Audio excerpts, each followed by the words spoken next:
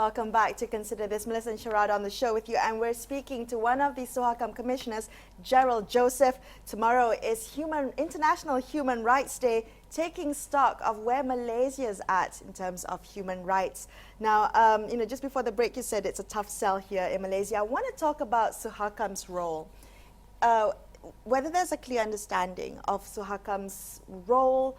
There's a misconception. Is it part of the government? Is it an NGO?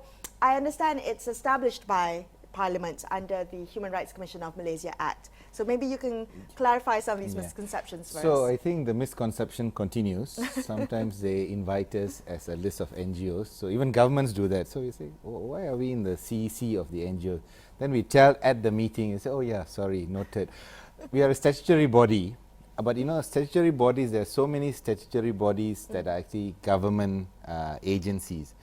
But the correct definition which we would like to use is a state institution, an independent state institution. So like you have judiciary, they are created by acts, constitution, money comes from the government of the day, but they are independent. So a state institution which is independent, powered by the act of parliament, and that's how we do. But in reality, in our previous history, many people still criticize us for being like NGO. Why are you all criticizing government? So as an independent state institution, are you an advisory body? Do you have any enforcement powers? We don't have enforcement, but we have investigative powers. Investigative powers. So complaints are a big part of people. Last year we got about 1,200 complaints on human rights issues. So through that, then we use to summon people to go and call people in to investigate to find out. But we have no enforcement, so we have to recommend the next action, so to the relevant agencies or to the Attorney General. And then the other big part is policy advice, law advice on government. So we always intervene to tell government, keep up the good work, it has to be comply in line, like the IPCMC, to improve it better. And when the recent delay, so we came out with a statement saying why the delay, we think it should be long overdue. Okay, so let's talk about the, you referenced last week's parliamentary debate on the SUHAKAM report. One of the things was a discussion about how SUHAKAM is funded. We know under the Najib administration, SUHAKAM suffered funding cuts. And this, of course, means that you can't do all the work that you want to do. The kind of arbitrariness of funding and the control the government has over funding. I mean, Azalina Othman Said from UMNO, interestingly enough, had some concrete suggestions about how government might fund it, but in a way that keeps the independence of the institution. So as a Human Rights Commission, we are governed by what is called the Paris Principle. There's an international framework to check our independence. Every 5 years, we need to get accreditation. We are A now. Next year, we will be re-accredited. Okay. Funding is an important point because the government is supposed to adequately fund us. But the question that YB Azalina pointed out, which is correct, because in our Act say government funds. It's not, and that funding is very ambiguous because we put in our requests, but we don't get what we need. Right. We get a cut down, and so it's been generally about 10 million every year for the previous many years. Last year, with the new finance minister, 2 million more was added, so it's now 12.45 million or something.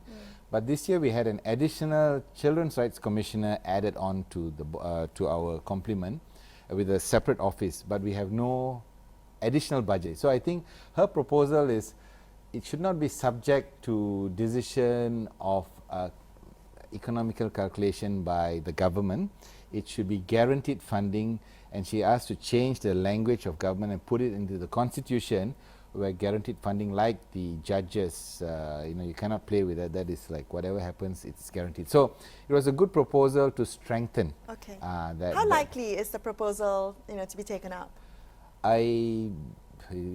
Constitutional amendments, government shies away from, but the minister said we will take due consideration of it. So it's like a double tough sell, right? Yeah. Human rights and money. SUHAKAM actually comes after many long-established human rights organizations have been in existence, right? SUHARAM recently celebrated its 30th anniversary, and of course we know that Malaysia's always had some form of civil society-driven activism around issues, sometimes articulated in terms of rights.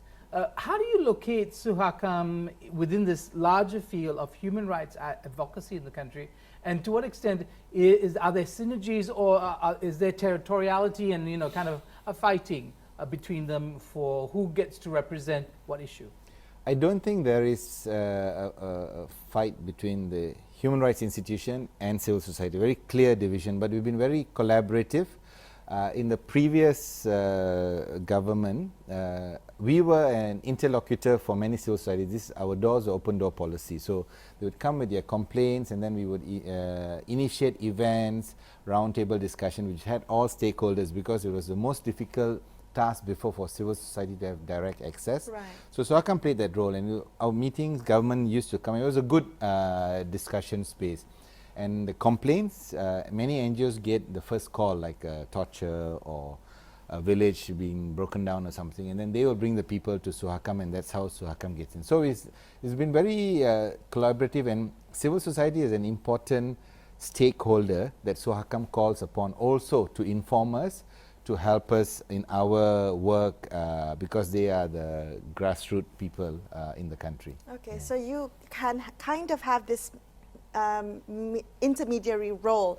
I kind of want to come back to very quickly the funding of SUHAKAM. Again, with limited budget, you can't look at all human rights issues. I mean, you talked about the range of human rights issues.